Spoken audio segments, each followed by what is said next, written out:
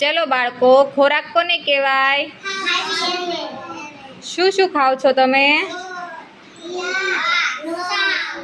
એક એક ને બોલવાનું છે. લક્ષ, તું પેલા બોલ, તું શું ખા છો? હા હા, સરસ. આરોહી, તું બોલ.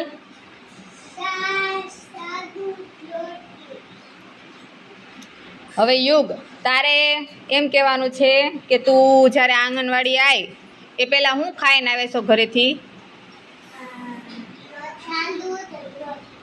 સરસ. પછી જાનકી, જાનકી ક્યાં છે? જાનકી, તું શું ઘરેથી ખાઈને આવીશો બેટા? જાનવી, તું બોલ, તું ઘરેથી શું ખાઈને આવીશો? ઘરેથી શું ખાઈને આવો? આ તો ભીંડો, ટમેટા, આ બધું શું કહેવાય? શાક કહેવાય. શું કહેવાય? એટલે એને શું કહેવાય? શાકભાજી કહેવાય. શું કહેવાય?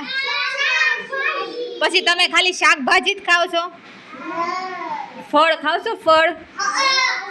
ફળમાં શું આવે? સફરજન, કેળા, સરસ, દ્રાક્ષ.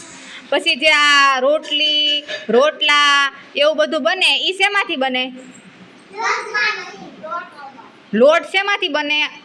ઘઉંમાંથી બને ને? ઘઉં જોયા છે? હા, મમ્મી દવણું દળવા જાય ને પછી ઘઉંનો લોટ બને ને? હે? તો ઘઉં, બાજરો આ બધાને શું કહેવાય? અનાજ કહેવાય. શું કહેવાય? એટલે આ બધાને શું કહેવાય? ખોરાક. શું કહેવાય? ખોરાક.